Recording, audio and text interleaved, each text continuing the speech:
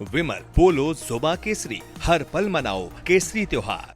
नमस्कार, आप देख रहे हैं राष्ट्र की बात में हूं मानक गुप्ता। मेरे साथ स्टूडियो में एलजेपीआर के प्रवक्ता ए.के. वाजपेयी। बाकी मेहमानों से परिचय थोड़ी देर में। मुद्दा आपको पता ही होगा, बिहार में बीच चुनाव प्रशांत किशोर ने हाइड्रोजन बम फोड़ दिया है। राहुल गांधी के हाइड्रोजन बम से पहले पीके ने एक बड़ा बम बिहार में फोड़ दिया है, जिसमें आरोप लगाया है कि नीतीश कुमार के करीबी बिहार सरकार में मंत्री अशोक चौधरी 200 करोड़ की बेनामी संपत्ति अपने नाम किए हुए हैं। 200 करोड़ की बेनामी संपत्ति और भ्रष्टाचार के प्रशांत किशोर ने तमाम आरोप नीतीश कुमार के करीबी बिहार सरकार के मंत्री अशोक चौधरी पर लगा दिए हैं। और जब से प्रशांत किशोर ने यह आरोप लगाया है, तब से बिहार की राजनीति में भूचाल आ गया है। जैसे मैंने बताया, चुनाव प्रचार अपने चरम पर है।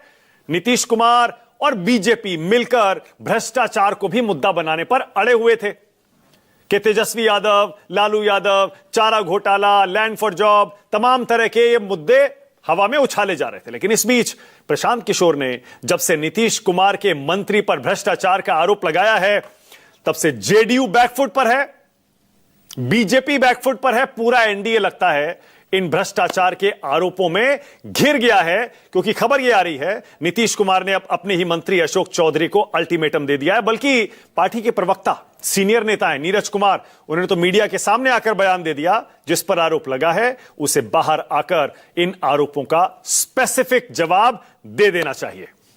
आरोप क्या है, जरा पहले यह जान लीजिए। उससे पहले एक और अपडेट आपको दे देता हूं। बिहार में बहुत जल्दी विधानसभा चुनाव की घोषणा हो सकती है। इस महीने के आखिर में chief election commissioner Gyanesh Kumar Bihar के दौरे पर जाएंगे, अपनी पूरी टीम लेकर जाएंगे। 30 सितंबर के बाद यह दौरा कभी भी हो सकता है और उसके बाद चुनाव की तारीखों का ऐलान माना जा रहा है अक्टूबर के पहले हफ्ते में हो सकता है। और जहां तक हमें जानकारी मिल रही है, उसके मुताबिक इस बार बिहार का चुनाव 2 या 3 चरणों में हो सकता है। पिछला चुनाव 3 चरणों में हुआ था, 3 चरणों में वोटिंग हुई थी। और एक और तारीख याद रखिए, 22 नवंबर 2025, क्योंकि बिहार की वर्तमान विधानसभा का कार्यकाल 22 नवंबर को खत्म हो रहा है। अब आइए जरा प्रशांत किशोर के आरोपों पर। प्रशांत किशोर ने बिहार सरकार में मंत्री अशोक चौधरी पर गंभीर आरोप लगाए हैं। प्रशांत किशोर ने कहा, बिहार के सबसे भ्रष्ट नेता हैं अशोक चौधरी। जमीन खरीद फरोख्त और बेनामी संपत्ति के इन पर तमाम सबूत हैं इनके खिलाफ। अपनी बेटी शांभवी की सगाई के बाद इन्होंने 200 करोड़ की जमीन खरीदी। मानव वैभव विकास ट्रस्ट से जमीन की खरीदारी हुई। शांभवी के ससुर स्वर्गीय किशोर कुणाल से यह ट्रस्ट जुड़ा हुआ है और सगाई से शादी तक 38 करोड़ 44 लाख की 5 जमीनें इन्होंने खरीदी हैं। और ट्रस्ट से किशोर कुणाल की पत्नी अनीता कुणाल भी जुड़ी हुई है। और प्रशांत किशोर आगे कहते हैं, पूर्व ब्यूरोक्रेट जियालाल आर्य पर भी लेन देन के आरोप हैं। चीफ सेक्रेटरी प्रत्यय अमृत की मां भी लेन देन में शामिल है। बाकायदा दस्तावेजों के साथ प्रशांत किशोर सारे सबूत होने का दावा कर रहे हैं। और यह भी कहते हैं, अशोक चौधरी और पत्नी के खाते में ट्रस्ट से जुड़े लोगों के पैसे आए। और 2019 में चौधरी के पर्सनल सेक्रेटरी योगेंद्र दत्त के नाम पर जमीन खरीदी गई। पटना में जमीन सिर्फ पटना के बिक्रम में यह 23 कट्ठा जमीन खरीदी गई थी। और 2021 में जमीन सिर्फ 34 लाख में शांभवी के नाम कर दी गई, जबकि वास्तविक भुगतान का बड़ा हिस्सा संदिग्ध तरीके से खरीदा गया। अशोक चौधरी को आप जानते होंगे अच्छे से, दशकों से बिहार में राजनीति कर रहे हैं। जेडीयू से पहले वो कांग्रेस पार्टी में थे, उनके प्रदेश अध्यक्ष भी रहे। उनकी बेटी शांभवी चौधरी एलजेपीआर से सांसद भी हैं लोकसभा की। अब प्रशांत किशोर ने ये जो बम फोड़ा है, जरा पहले उसको सुनिए, फिर आगे चलते हैं। सुनिए। अशोक चौधरी माननीय मुख्यमंत्री नीतीश कुमार के दाहिने हाथ, इनका हालत देखिए। ये तो आदमी पूरे बिहार में रिकॉर्ड बना दिया भ्रष्टाचार। पिछले 2 बरस में 200 करोड़ रुपया से ज्यादा का संपत्ति अपने पत्नी, अपने बेटी, अपने समधन, उनसे जुड़ा हुआ एक ट्रस्ट, मानव वैभव विकास ट्रस्ट, इसके माध्यम से इन्होंने जमीन खरीदी है करीब 200 करोड़ रुपए का। अब प्रशांत किशोर की पार्टी का नाम है जन सुराज। इस बार सर्वे बताते हैं 10% के आसपास वोट प्रशांत किशोर की सुराज, जन सुराज को मिल सकते हैं। इसीलिए प्रशांत किशोर ने अपने कुछ नेताओं को आज फिर प्रेस कॉन्फ्रेंस करने उतार दिया। अब प्रशांत किशोर के जन सुराज के कुछ नेता प्रेस कॉन्फ्रेंस करके जो आरोप लगा रहे हैं, यानी जन सुराज प्रशांत किशोर के टारगेट पर कौन कौन से नेता हैं, जरा ये लिस्ट भी देखिए। अब सबसे पहले आपने सुन लिया अशोक चौधरी के बारे में, अब ये देखिए सम्राट चौधरी पर भी जन सुराज निशाना लगा रही है। सम्राट चौधरी पर आरोप है हत्या का आरोप लगा और फर्जी डिग्री छिपाने का आरोप लगा। 200 करोड़ की बेनामी संपत्ति का आरोप अशोक चौधरी पर प्रशांत किशोर लगा ही रहे। फिर मंगल पांडे हैं बिहार सरकार में मंत्री, उनके ऊपर भी प्रशांत किशोर आरोप लगाते हैं कि उनके खाते में करोड़ों रुपए जमा थे, उसके बावजूद कहीं से लोन लिया।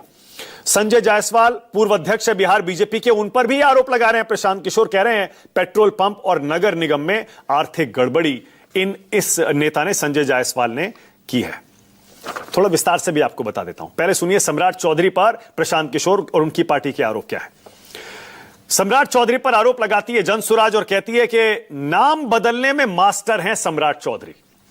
राकेश कुमार उर्फ सम्राट चौधरी उर्फ सम्राट कुमार मौर्य नाम बदलते रहते हैं। मैट्रिक फेल हैं, सुप्रीम कोर्ट में बिहार बोर्ड का यह हलफनामा है। 2010 के हलफनामे में सम्राट स्वयं को 7वीं पास बता रहे थे।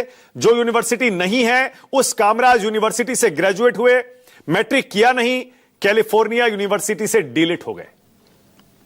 सम्राट चौधरी बीजेपी के बिहार में सबसे बड़े चेहरे माने जाते हैं, डिप्टी सीएम है, उन पर यह प्रशांत किशोर के आरोप। फिर मंत्री मंगल पांडे पर क्या आरोप लगा रहे हैं पीके, वो कह रहे हैं दिल्ली में फ्लैट खरीदने के लिए कर्ज लिया, पत्नी के नाम पर 25 लाख का कर्ज लिया, पत्नी के बैंक खाते में 2 करोड़ 13 लाख रुपए थे। राशि कहां से आई इसका ब्यौरा दें। दिलीप जायसवाल को फिर घेरते हैं प्रशांत किशोर, उन पर आरोप लगाते हैं, बिहार बीजेपी के अध्यक्ष हैं दिलीप जायसवाल। अब राजेश शाह की हत्या में आरोपी हैं जायसवाल। प्रशासन से मिली भगत कर केस रफा दफा करवाया, मामले की सही जांच के लिए हाईकोर्ट में याचिका लगी। राजेश की मां और बहन ने यह याचिका दायर कर रखी है। अब जब से सम्राट चौधरी और बाकी नेताओं पर यह आरोप लगे, खासतौर से माफ करिए अशोक चौधरी और बाकी नेताओं पर यह आरोप लगे, तब से जेडीयू में तो जैसे भूचाल आ गया है। सिर्फ एक प्रवक्ता है पार्टी के, नीरज कुमार, सबसे सीनियर नेता हैं, सीनियर स्पोक्स पर्सन है, सिर्फ वही बोल रहे हैं और कोई बोलने को तैयार नहीं।